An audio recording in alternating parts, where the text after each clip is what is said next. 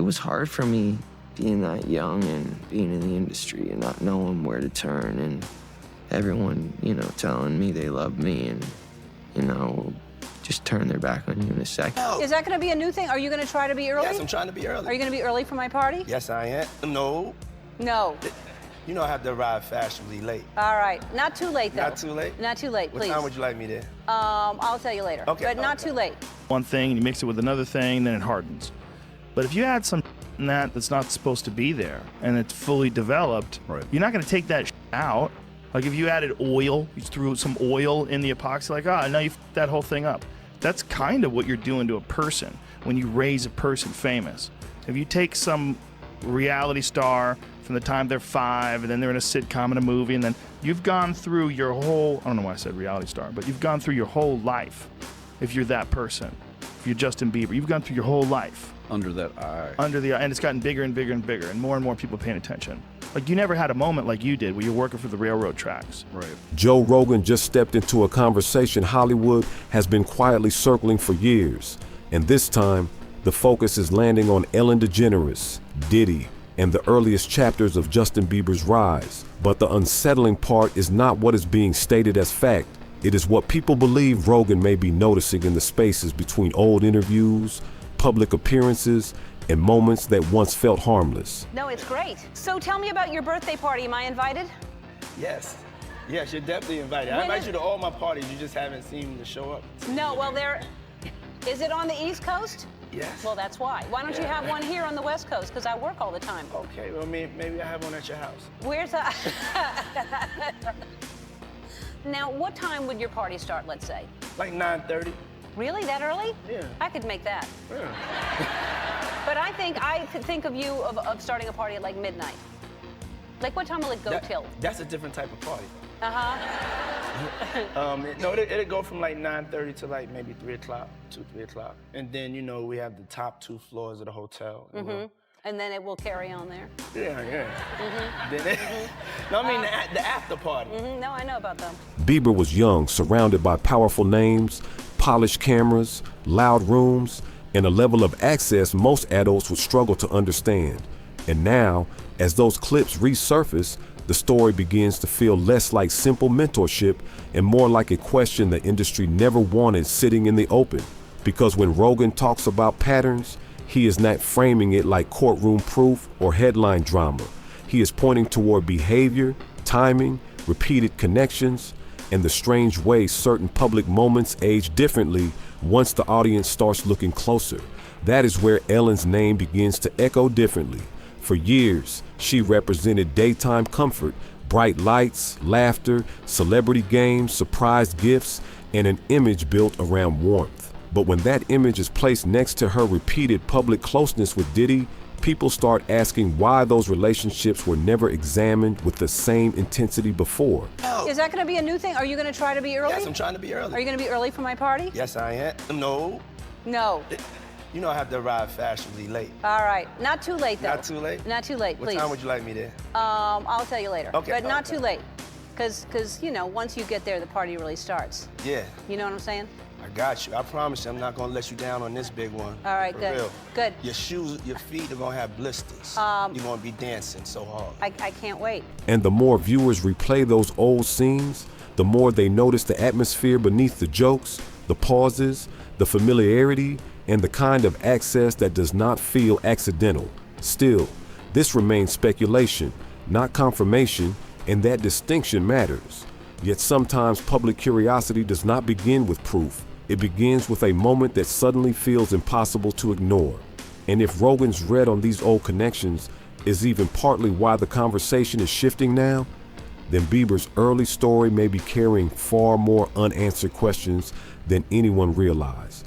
And when you place that beside everything people have already wondered about Diddy's private circles, those guarded rooms, invitation-only settings, and carefully controlled atmospheres, the question begins to shift into darker territory. Tired of being played out. Like, all of this is weird. Weird, and it's just, it's the symbolism, it's all of that. I'm tired of Usher. I wish somebody would come out and just like sue him. Like, we need Usher. No, we do. We need a victim to come out and be honest about him. Because what I'm realizing is that he's gonna fake the funk until the victim. He's just gonna keep on sucking the devil's. And I don't know, you know, like with a baby, that pacifier, sometimes you gotta pull it out.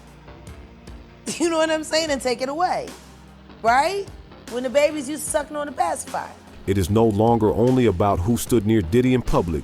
It becomes about who had access to the same closed environments, who understood how those spaces worked, and who helped make them appear ordinary from the outside. Rogan seemed to push the conversation in that direction, not by claiming proof, but by pointing at roles that often stay hidden in plain sight: connectors, gatekeepers, familiar faces who can make powerful rooms feel safe before anyone realizes how much influence is actually moving through them.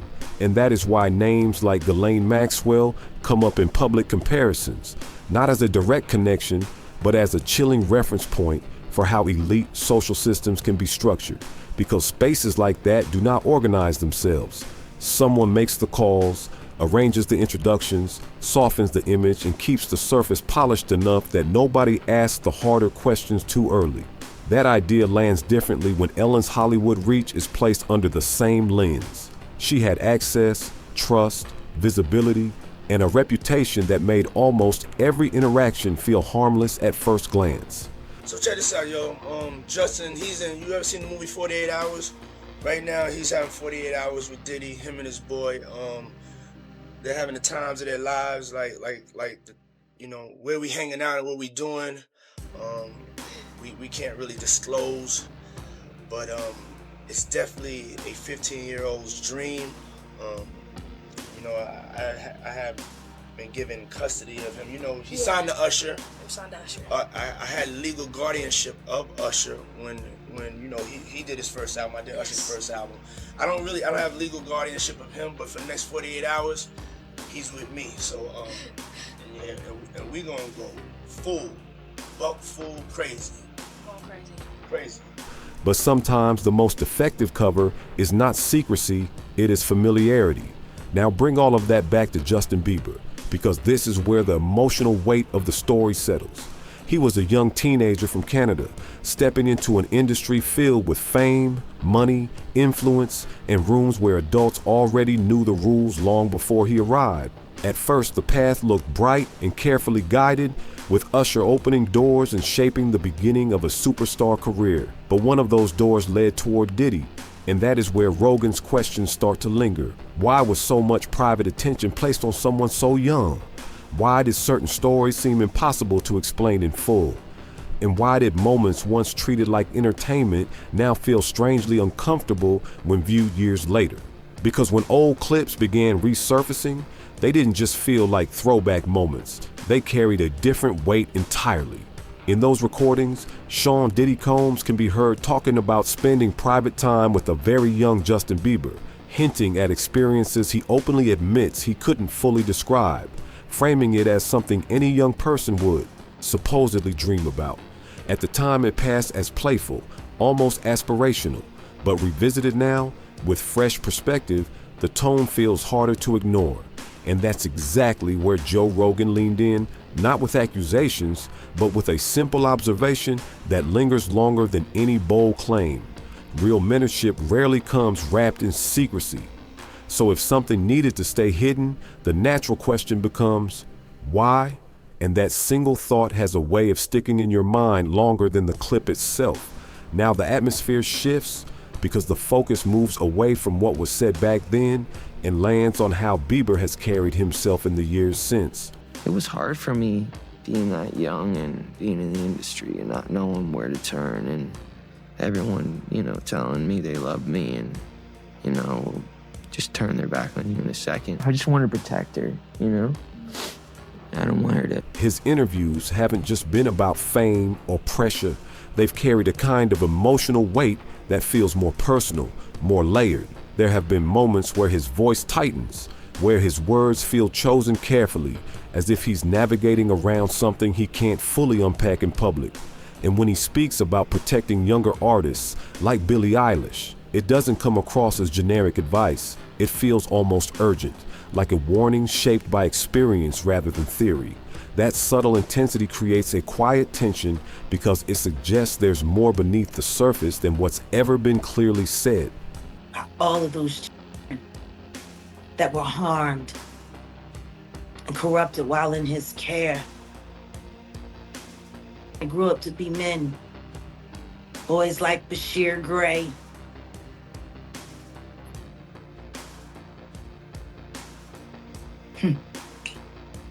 August Alsina.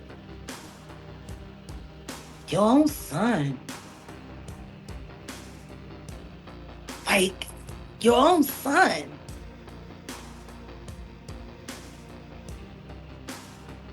Do people forget about that voice clip that I played from Brother Belial? See, they trying to sell him out so he'll feel too embarrassed to file his lawsuit against Diddy for what Will and Diddy did to him. With Jaden and Justin present that tape. Rogan takes that emotional thread and ties it back to the environment itself, raising a broader, more uncomfortable idea. If a young artist is placed into powerful rooms they never truly chose, surrounded by figures who already understand how influence works, then responsibility doesn't sit with just one individual. It spreads outward, touching everyone who had access, everyone who was present, everyone who helped normalize the situation. And that is where Ellen DeGeneres re-enters the frame, not as a confirmed figure in anything specific, but as part of that wider circle people are now re-examining. Because if she moved comfortably within those same spaces, shared proximity, shared trust, shared visibility, then a question naturally begins to form, not as an accusation, but as curiosity that refuses to quiet down. How much awareness existed behind the scenes? It's great. I'm watching him, he's with my man Charlie Mack. So Charlie was with me every step of the way. First out the limo. So Charlie has been with me, 30 years coming up in the business. So, he's surrounded by a whole lot of strength. He's surrounded by a whole lot of love. And once that question takes hold, it doesn't just add to the story. It starts to reshape it entirely. Now the conversation starts to feel heavier because Rogan didn't present this as one isolated situation tied to a single name. He describes something that resembles a pattern, almost like a cycle that quietly repeats itself. In his view, young talent enters the spotlight early, steps into rooms they don't fully understand, and then, somehow, they're expected to carry on as if nothing unusual ever happened. That idea alone adds a different kind of tension, because it shifts the focus away from one story and toward a broader system. And as people follow that line of thinking, other names begin to surface in public discussions. Brycia Gray, for example, experienced a rapid rise before facing very public struggles that changed the trajectory of his career. Then there's August Alsina, who has openly described experiences in powerful circles that didn't feel simple or easy to define. Even Jaden Smith occasionally gets mentioned in wider conversations about growing up around elite industry environments at a young age. I actually sat down with Will and had a conversation due to the transformation from their marriage to life partnership that they've spoken on several times, and it, not involving romanticism. Mm-hmm. He gave me his blessing, and I totally gave myself to that relationship for years of my life, and I truly and really, really deeply loved and have a ton of love for her. I devoted myself. None of these stories are identical, and it's important not to treat them as proof of a single narrative, but when placed side by side, they create a pattern that invites questions rather than answers. And that's where the tone subtly shifts again, because repetition has a way of making people look twice. When multiple young figures enter similar spaces and later speak with emotional weight, hesitation, or reflection, it becomes harder for observers to dismiss everything as coincidence. Rogan's perspective leans into that discomfort, suggesting that patterns don't need confirmation to feel unsettling. Sometimes they just need to be noticed. But here's the part that lingers. Patterns can be interpreted in many ways, and not every connection means what it appears to suggest. Still, the human instinct to search for meaning doesn't just switch off, especially when the same themes seem to echo across different stories. You and I were going through a very difficult time. Yeah. And we decided... I was done with your ass. Yeah, you kicked me to the curb. I was done with you. Yeah. Marriages have that, though. Marriages have that. Yeah, we broke up. And then what did you do, Jada? Well, you know, I think from there, you know, as time went on, I got into a different kind of entanglement with August. Now bring the focus back to Justin Bieber, because his story sits at the center of all this speculation. The question people begin asking isn't only about what may have happened, it's about who was around, who had influence, and who helped shape the environment he stepped into. Usher played a key role in introducing him to the industry, opening doors that would define his career. At the same time, Ellen DeGeneres existed within that same orbit, publicly interacting with Bieber in ways that once felt playful, but are now being re-examined through a different lens. Small moments like nicknames or jokes are being replayed with new context, and even if they meant nothing at the time, they now land differently for some viewers. And then there's the layer Rogan subtly pointed toward: timing. As more conversations surface, some public figures seem to step back, appearing less frequently, moving more quietly. That alone doesn't prove anything, but it does create a pause, a moment where people start paying closer attention, because in situations like this, timing doesn't answer questions, it just makes them harder to ignore. And just when it feels like the pieces might start settling into something clear, the narrative takes another turn, not louder, but quieter, almost like something is being intentionally softened before it can fully take shape. Because what Rogan hinted at wasn't just about people or moments, it was about perception itself, how the public is guided to see certain relationships one way, while other layers remain just out of focus. And that raises a subtle but unsettling thought. What if the real story was never hidden, just framed in a way that made no one question it at the time?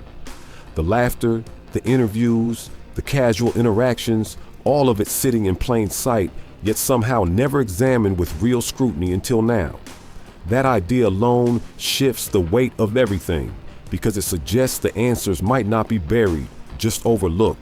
And then there's another detail that keeps resurfacing: the way some individuals, years later, seem to carry a kind of guarded awareness, as if they've learned where the lines are without ever explaining how.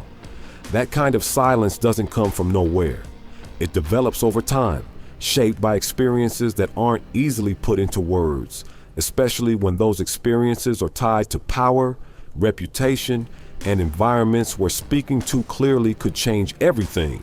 So the conversation doesn't just stay focused on what happened, it starts drifting toward why certain things were never questioned in the first place. And once that thought takes hold, it becomes difficult to look at any of it the same way again, because the story may not be about hidden events at all, but about how easily reality can be disguised when everyone is already convinced they understand it. Now pause for a second and really sit with this, because the most unsettling part isn't what's being said, it's how differently everything feels when you look back. If everything was truly normal, then why do old clips suddenly carry a completely different tone? Why do moments that once passed as harmless now create a quiet sense of discomfort that's hard to explain? And even more telling, why do so many people connected to these same circles either remain silent or respond in ways that feel carefully measured, almost like they're speaking around something instead of directly to it? That shift alone doesn't prove anything, but it does change how the entire story is experienced. Suddenly, it's not just about isolated memories, it's about how perception itself can evolve when context begins to catch up. And at the center of all this sits Justin Bieber, not just as a global star, but as someone who, over the years, has shown signs of carrying something deeper beneath the surface. You have powerful figures orbiting the same environments, resurfaced footage that feels different with time, and a pattern that keeps echoing across completely different names. It creates a question that's difficult to shake. Was Bieber simply navigating the overwhelming weight of fame? Or did he experience something within those spaces that the public is only now beginning to interpret in a new light? And if that possibility holds even a fraction of truth, then it opens the door to something much bigger, because stories like this rarely exist in isolation. Then the thought expands even further, and this is where it becomes harder to ignore. How many other stories follow a similar rhythm but never fully surface? How many individuals choose silence because speaking openly could come with consequences most people would never see from the outside? Because if the patterns Joe Rogan pointed toward carry any real significance, then this conversation stops being about a single person and starts becoming about the structure itself, how it operates, who it shields, and why certain questions take so long to even be asked. And maybe the most unsettling part is this: what we're seeing now might not be the beginning of the story, but the moment people finally start looking at it differently. So now the question is yours to answer. Are these just coincidences that happen to align in a way that feels meaningful? Or is there something deeper connecting these dots that people are only beginning to recognize? And if more voices eventually step forward, what else might come into view that hasn't been fully understood yet? Because sometimes the truth doesn't arrive all at once. It builds slowly, piece by piece, until ignoring it is no longer an option. Comment below with what you think is really going on. Leave a like if this gave you chills, and subscribe. Plus turn on notifications if you want to see more Hollywood secrets.